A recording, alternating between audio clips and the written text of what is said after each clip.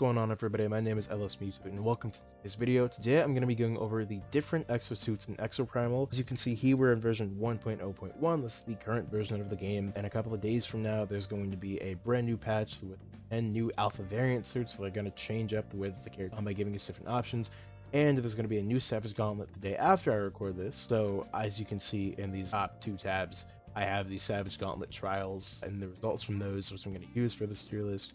I know that there isn't like ranked in this game, but it still is a competitive game, and I wanted to get my thoughts out about where I think each character sits in terms of best to worst. That being said, it's more about best in class to worst in class, not the overall roster. This tier list is going to be very weird because I like making weird tier lists, but I'm going to have a much more easy to read standard video. So yeah, let's get started. So starting at the bottom of the tiers is Murasame in the Assault doesn't let you do what you could be doing.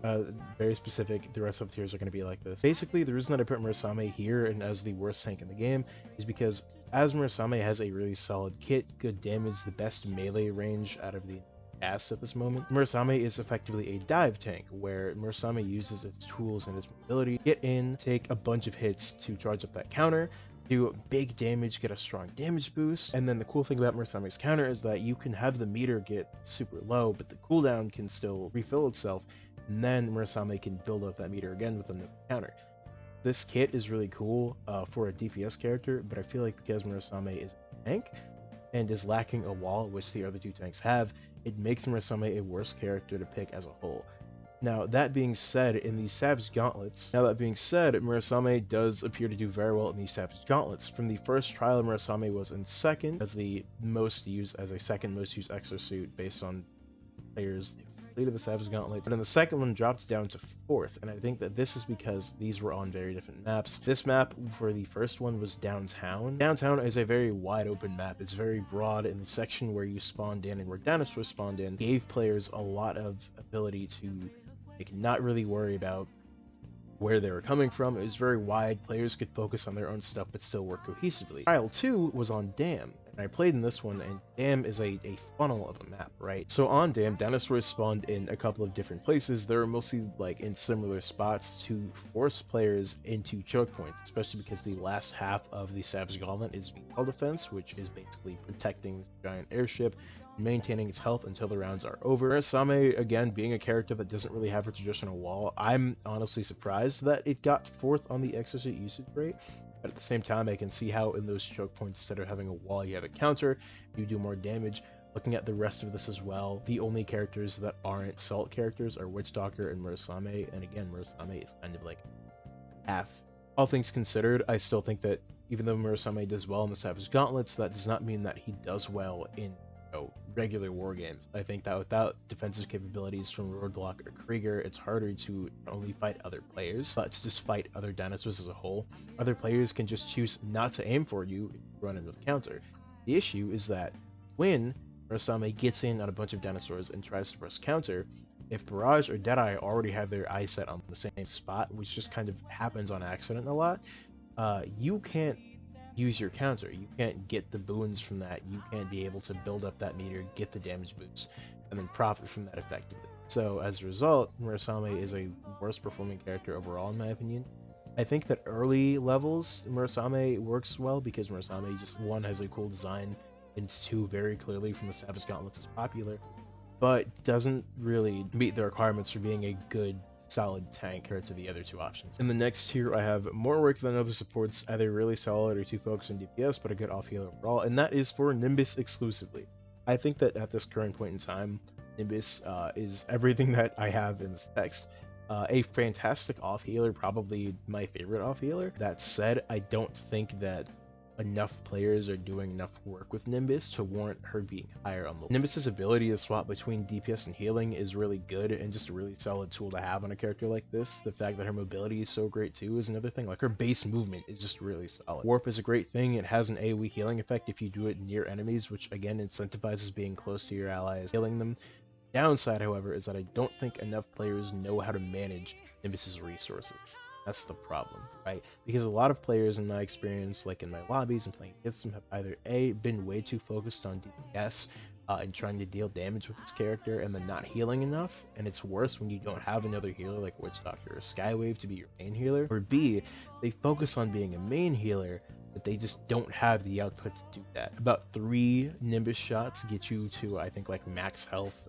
They're like maximum over health, and then the same kind of goes for damage, but this is assuming like your enemies, like, you know, let's say it's like a Deadeye and you're getting headshots only. It's going to take like 3 or 4 shots out of your ammo to really do anything. I think that this character just is a lot of work, and I think that as more time is spent on the game, as more players figure out Nemesis things to spend more time with like modules and rigs, they're going to build a really solid character that might just be the best off healer. We're going to see that especially with these alpha suits like a couple of days. Next in this special tier of excelling versus Neosaurs, not much against regular dinos, is Vigilant. I think that with Vigilant, it's like it says, Vigilant is a character that does really well against Neosaurs and stronger enemies, not so much the regular, you know, Raptors and Pterodons and stuff. Actually, I take that back. Really good against Pterodons, not so good against Rats. Something that I noticed when I was playing with Vigilant, both as her and with her in rounds, is that when Vigilant is on your team in dinosaur culling rounds, downside is that you don't finish those rounds faster than the other team until the very end. So things can seem very, very close, but really it's just because Vigilant is a sniper and doesn't have strong AoE damage. Her Frost ability is really cool. The ability to just freeze dinosaurs like that is very effective. Stunning dinosaurs, burning them, doing status effects like that is really good in this game. Downside is that I feel like that's where this character shines in dinosaur culling, but the rest of her kit like expands and is really powerful later in game. I think that this is another reason why Capcom kind of made her a higher level cap than Nimbus and Murasame to unlock. I think that's why Capcom made Vigilant a character that takes longer to unlock than the Nimbus and Murasame. And while Vigilant didn't see any usage in the top 5 of the first Savage Gauntlet, again because we were in a wide open area, on a map with choke points, and on a map with a lot of Neosaurs that can die in just about 1 or 2 hits, Vigilant takes the cake. Vigilant is very strong, was the 2nd place usage rate for the 2nd Savage Gauntlet on a map with a lot of, you know, a lot of Neosaurs, a lot of choke points, and really, I mean, 1 major choke point still. I would switch to Vigilant a lot in like the latter half just to deal with Sniper and gas Neosaurs. This is a very good character for late game stuff, and I think as you level up and you fight more late game dinosaurs, it's going to make this character shine more. I think that's a matchmaking thing though, more than it is a like Vigilant being bad thing. Overall, I think Vigilant is still a very solid character. I think that she just kind of has to wait a little bit longer to get what she wants to get done. I think compared to the other DPS, she takes a little more finesse and is kind of just a niche character because we don't have a lot of strong dinosaurs that show up on a lot of matches, and we don't have a lot of maps that are very thin on choke points. I think she's really good for PvP though. If I could do anything to adjust her kit, I would make her overdrive last a little bit longer. I feel like it's hard to get the most out of it because shots still have a cooldown. It's less than, you know, her regular stuff, but it still has a bit of a cooldown. I think her modules do reward getting critical hits and doing extra damage, which is something that I really like. They make this a good character, it's just it doesn't get good until the end. Moving on to the next tier, we have great but held back by 1 or 2 things. But Zephyr and Skywave. First off, I want to say with Zephyr, we have a lot of really solid damage. I think some of the best damage out of all of the, like, out of every character, really. Assault clearly has some of the best damage. Zephyr does a really good job. All of Zephyr's moves, or not all, but Zephyr's special moves have the ability to stagger, and the whole point of this character is comboing into each other. So I feel like this game rewards Zephyr being aggro and diving, doing a lot of quick things. His overdrive ability lessens the cooldown to make combos more effective, and then rewards you for doing combos. Modules do the same thing. You can get a 2nd hit on Skyfall to just extend things. The thing that holds Zephyr back that I think is there and is necessary is that Zephyr is the squishiest character out of the entire Assault class, and I think maybe the entire game, but I'd have to double check. This isn't like an issue. I think it's just a balance thing, and I think it's good that it's there. Otherwise, if Zephyr had a lot of health or had the same as, let's say, like Deadeye, then I think you'd see this character living a lot longer and would be a lot more annoying to kill in PvP situations. Zephyr is a character that, like I said, dives and will also kind of flank you sometimes, and even though this game doesn't really reward flanking, I think that that's just something Zephyr's like to do, and if this character had more health, it would be more of a pain. Skywave. Skywave is held back by a lack of horizontal mobility. Now, Skywave has objectively, I think, the best vertical mobility in the game, the ability to float up in the air and kind of survey the map and make sure that your team is still in like a decent range of health is a great asset to have on a healer. especially when her damage is kind of a small burst that heals and does damage to other dinosaurs around.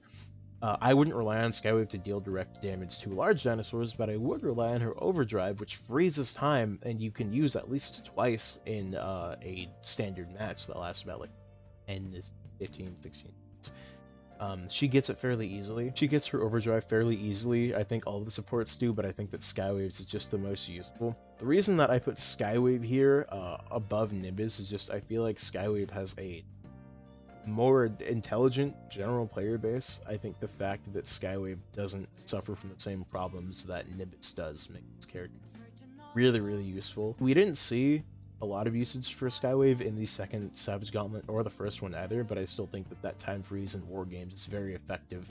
It allows DPS characters, and really just anybody whose Overdrive is to deal big damage, to set up a strong combo, deal critical hits, not worry about like extended time. Like, this is just a solid support character overall. Now, for the rest of this tier list, I had a hard time organizing who I thought sat at the top.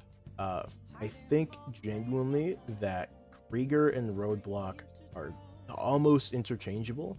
And I'm going to talk about them first because we're just working. For starters, I think that Roadblock is just a more situational character. On a lot of maps, like downtown for data key analysis, and just for stuff that has or starts with choke points, I would rather have a Roadblock on my team to draw aggro, put up a wall, keep small dinosaurs like raptors away from the data key. I think that in stuff that's like a lot more open, like Vortexer, or just like securing data points, I don't really know how much I would want Roadblock there. I think Roadblock is still really good, and I think that Roadblock can get stuff done by drawing aggro and putting up a wall and just keeping enemies away. But I think that when you have access to a dome shield like Krieger, that is where I would put Krieger as the better kind of general defense character. I also think that Roadblock has better damage than Krieger, but again, I think the dome shield is a big thing. Okay, so looking here at the best in their classes, these are the characters that I think are the best in each class. And I guess I'll start with Krieger because I'm already talking about Roadblock and Krieger. I think that while Krieger's DPS is really, really like poor compared to the other two tanks, Dome Shield, Stunlock Missiles, just having a really strong defensive capability, especially on stuff like Data Key, Secure Uplinks, Vortexer. That Dome Shield pushes enemies out, forces them to not really move and approach you, and in doing so, creates a wide open area to just get objectives done faster than you could with Roadblock, who still can get swarmed. It doesn't have a round shield to kind of cover them or the entire team. They both have a lot of health, they have to, they're tanks, but I feel like general defense, I'd rather want Krieger on the team. That being said, in the first Savage Gauntlet, Roadblock was third, and in the second one, Krieger's in either the first one or the second one. But I think that this is because, and I want to chalk this up to, it's the first Savage Gauntlet, people can play what they know. Krieger is kind of a weird tank, and I don't think that downtown in that part of the first Savage Gauntlet really rewarded being, like, having a dome shield and like the stuff that Krieger has. I'm genuinely surprised that Krieger was not here in the top 5 for finishing, because I played with a lot of Kriegers. And I finished the Savage Gauntlet maybe like 2 or 3 times, so it's not a lot, but I figured it would have been there because I saw it so often. That said, this is really a War Games tier list. I guess this is just like extra data for me to kind of extract and think about when I make this, but overall, I think that Krieger is the best defensive character in the game. Objectively speaking, I think Witch Doctor is the best support character in the game. Has access to the best healing, the best mobility overall. Its main attack stuns enemy dinosaurs, which leads to a lot of good cleanup capability from Assault. I don't really have a lot of like cons about this character. Witch Doctor's ability to heal really well makes for character when you're flanking in like PvP moments, like really clutch PvP moments, like at the end of a data key map. I think that's where Witch Doctor really shines. And can be really annoying, because if they set up one of their AoE healing fields around the enemy camp, or like the enemy data key, Zephyr can dive, stay in that general range, kind of force the enemies away from that spot, and then just be really annoying and not die. I think it's really cool that Witch Doctor has the ability to sap energy away from other enemies and dinosaurs to recharge its staff, its attack, and then just keep trying to stun everybody. This is a very good, solid support character. I think his Overdrive is kind of like There's nothing special about it. It's a pretty standard, like, large kind of healing wave, but still very good. And the fact that it's, can do damage and, like, stun others. Before I get into Barrage and Deadeye being the best assault characters, I want to show these stats. I've already shown them earlier for this video, but in the first and second Savage Gauntlet, Barrage and Deadeye were both first and fifth in their completion use. And originally I thought that Deadeye was here because of just being the first character that you start with in the game, being a very strong kind of just all-rounder.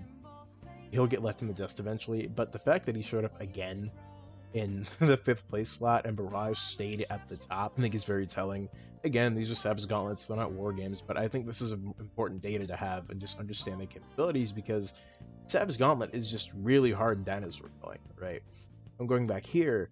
The thing is, I was really torn on putting one of them here instead of both. I wanted to put Deadeye up here, but I couldn't ignore the fact that Barrage has very strong AoE damage, really good burst damage, a very good overdrive, especially when dealing critical hits on large dinosaurs. I've used Barrage in, I think, 90% of my Neo T-Rex fights that I've queued into, just because after a certain point on that damage threshold, I can just pop overdrive and get it in one hit. Like, I think that they just do their jobs very well. Their goals are just two different things. Or their goals are the same, but they do them in different ways. Barrage does it through burst damage and trying to hit multiple at a time, or doing a lot of damage on one and then that damage spreads out. Deadeye has access to a very strong impact grenade, and then can just keep mowing enemies down because a lot of bullets, decent damage, a tactical roll that you can equip a module for to boost defense when you do that roll. Pretty solid health for assault characters. I think Deadeye's health is the best out of the assault characters, and